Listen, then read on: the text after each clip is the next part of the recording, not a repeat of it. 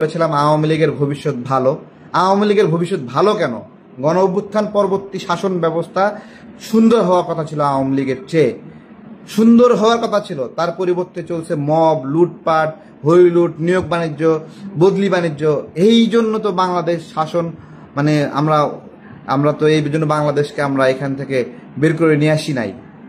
তো এই গণ অভ্যুত্থান চোরদের এখন থেকে দৌড়ানির উপর রাখা হবে। সোজা কথা, সকল দল মিলে, হ্যাঁ, এই যে জুলাইয়ে ফাটল ধরিয়েছে যারা, তাদেরকে দৌড়ানির উপর রাখা হবে। লড়াই করলাম সবাই একসাথে। আর এরা এসা এখানে দেশের রাষ্ট্রের সকল সুযোগ সুবিধা নিয়ে রাজনীতির মাঠটাকে কলুষিত করছে। রাজনীতি তো এত নোংরা আগে ছিল না, এরকম নোংরা কেন হলো? এর জবাব ডক্টর ইউনূসকে দিতে হবে।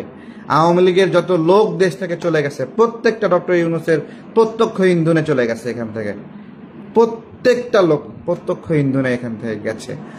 তো এই আর কি, সব কিছু মিলিয়ে তো যারা যারা আমার উপর এই বক্তব্যগুলো সমর্থন করেন না, তারা গিয়ে ওই যে অ্যাংরি রিয়েক্ট দিবেন। হ্যাঁ, অ্যাংরি রিয়েক্ট দিয়ে এর বিপক্ষে মত দিবেন। এই খায়রুল ইসলাম ফারহান, তুমি গিয়ে অ্যাংরি রিয়েক্ট দাও, ঠিক আছে? অ্যাংরি রিয়েক্ট দাও। সবাই গিয়ে যারা যারা সাইফুল ইসলাম, শ্যামল, ঠিক আছে? আমি তো অন্যায়ের প্রতিবাদ করতেছি, দুর্নীতির প্রতিবাদ করতেছি, তুমি আমার কথার প্রতিবাদ করতেছো। তার মানে কি? তার মানে তুমি নিজেই কি, তুমি নিজে জানো। তুমি আমাকে যেটা বলে গালি দিছো সেটা বলবো না। তুমি গিয়ে অ্যাংরি রিয়েক্ট দাও, দেখি তোমরা কয়জন মিলে এই অ্যাংরি রিয়েক্ট দাও, ঠিক আছে? দেশের রাজনীতিতে যে বন্ধুত্বপূর্ণ সম্পর্ক থাকার কথা ছিল, সৌহার্দ্যপূর্ণ সম্পর্ক থাকার কথা ছিল, এইটা মানে সিস্টেমে ধ্বংস করেছে ডক্টর ইউনূস নিজে। শুধুমাত্র একটা দলকে ফ্যাসিলিটেট করতে করতে এই কাজটা সে করেছে, এটা কাজটা করেছে। জামাত আজকে খুব ফুর্তিতে আছে, কিছু কিছু সুবিধা পেয়ে ফুর্তিতে আছে। ফুর্তি দিবে কোন দিক দিয়ে টের পাইবা তোমরা, ঠিক আছে? বামদেরকে তো চেনো নাই, ইউজ করা হইয়া এরকম ভাবে নিয়ে ওই ডাস্টবিনের মধ্যে ফেলে দিবে, ঠিক আছে? বাম চক্করে গিয়ে সামান্য লোভে ফুর্তিতে আছে, ফুর্তি ছুটাই দিবে, যখন চিকন মেশিনে আবার ঢুকাইবে। মাহফুজ আলমরে চেনো না, 2 দিনের মধ্যে কি বলছে? ইসলামপন্থীদের রাষ্ট্রকল্প হতে দেবে না, রাজাকার ইস্যুতে কি কি বলছে। এগুলো কি বলার প্রয়োজন ছিল? ফুর্তি করতেছো, ফুর্তি করো, যখন চিকন মেশিনে ঢুকবা আবার রস বের করবে, দেখো, ঠিক আছে? যারা লিবারাল আছে, মধ্যমপন্থী আছে, ওদেরকে কিচ্ছু করবে না, ডাইরেক্ট টার্গেটই করবে ইসলামপন্থীদের। হুজুররা খুব প্রশংসা করছে। একজন হুজুর বলছে যে আল্লাহ তাকে মনোনীত করছে। বেটা, তোর উপরে গজব নাজিল হবে, মুনাফিক কোথাকার বেয়াদব হুজুর। সে বলে আল্লাহ নাকি ইউনূসকে মনোনীত করছে। বেয়াদবের ঘরে বেয়াদব।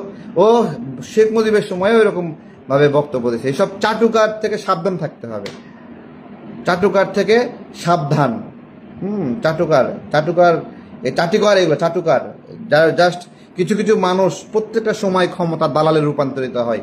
যখন আওয়ামী লীগ ছিল আওয়ামী লীগের দালাল, যখন ইউনূস আসছে ইউনূসের দালাল, আবার বিএনপি আসলে বিএনপি দালালি করবে। কিছু কিছু মানুষ ক্ষমতার বিপরীতে বলা অনেক কঠিন কাজ, অনেক দুরূহ কাজ, অনেক দূর, সবাই পারে না। এটা আমরা করেছি। শেখ হাসিনার ভুল ভ্রান্তি যা হয়েছে বিভিন্ন সময় আমরা দাঁড়ায় আমরা কথা বলছি, কেউ বলার সাহস করেনি। জামাত আজকে অনেক সাহসী। জামাতকে দেখে নাকি পিস্তল ফালায় দিয়ে সন্ত্রাসীরা দৌড় দেয়, ঠিক আছে? এটা তো আমরা দেখছি, মাঠে তো ছিলাম ভাই, তাই না? মাঠে ছিলাম, এটা মুখ খুলে বক্তব্য দেওয়ার সাহস হয়নি। শফিকুর রহমান সাহেব বলেছিল আওয়ামী লীগের সঙ্গে আমরা যুদ্ধ চাই না। ওই গত রমজানের আগে, এই রমজানের আগের রমজানে বলেছিল, গণ অভ্যুত্থানের আগের রমজানে বলেছিল যুদ্ধ চাই না। এইভাবে আত্মসমর্পণ করেছিল। আজকে বড় বড় বক্তব্য দিলে হবে না।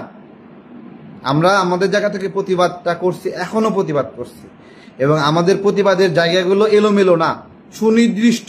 বলছি তো, ইউনূস 666 কোটি টাকা কর ফাঁকি দিছে। 29 সাল পর্যন্ত কর মৌকুফ নিছে, আদম ব্যবসার লাইসেন্স নিছে। কোন বাপের বেটা থাকলে এই অন্যায় সুবিধাগুলো নেওয়া বৈধ, এটা প্রমাণ করুক, সুনির্দিষ্ট প্রমাণ। এপিএস গুলো জালিয়াতি করতেছে, উপদেষ্টাগুলো চোর, প্রমাণ করুক ওরা চোর না। সব নিউজ আসছে তো। তো এরকম সুনির্দিষ্ট প্রমাণ আমার বিরুদ্ধেও দেন, দিয়ে আমারে বানায় দেন খারাপ, কোনো সমস্যা নাই। বাট পয়েন্টে আসেন, যারা সমর্থন করেন এই ভিডিও এই লাইভ, তারা ওই যে লাভ রিয়েক্ট দিবেন, লাইক রিয়েক্ট দিবেন, কিন্তু যারা সমর্থন করেন না সবগুলো গিয়ে অ্যাংরিতে মারেন। দেখি কয়জন এই বক্তব্য সমর্থন করে না। 30 জন মানুষ আসে 3-30-90টা কমেন্ট করে আমাদের দালাল বানাবে। পারেকরে দালাল বানানো এত সোজা না, এটা বহুত পুরনো জিনিস। যখন থেকে রাজনীতিতে জন্ম নিছি তখন থেকে ক্ষমতার বিপরীতে লড়াই করে গেছি, ঠিক আছে? 2-4 জন ভাড়া করা এনজিও কর্মী, গ্রামীণ এনজিওর কর্মী এসে আমার দালাল বানাবে, আমি দালাল হয়ে দেবো? এত সোজা? হ্যাঁ, খেলা শেষ নাকি? আছি, মাঠে আছি, আমরা আছি এখনো, হারায় উদাও হয়ে যায় নাই, ভয় পাই না এখনো। বাংলাদেশের এই সময়ে ডক্টর ইউনূসের এই প্রতারণাগুলো ধরার কোনো লোক ছিল না, আমি সাহস করে ধরছি, ঠিক আছে? আমার আগে কেউ ধরেনি, এবং আমি ধরছি 8 আগস্ট গণ অভ্যুত্থানের 3 দিন পরে ধরছি যে যারা আসতেছে এরা লুটপাটে জড়াচ্ছে, এরা এসব নিয়োগ বাণিজ্যে জড়াচ্ছে। সবাই খেয়াল থাকেন, সতর্ক থাকেন। আমি প্রথম বলছি, সবাই গালি দিছিল, ওই সময় অসম্ভব ছিল এই কথা, ঠিক আছে? আমাদের এই লড়াই চলবে।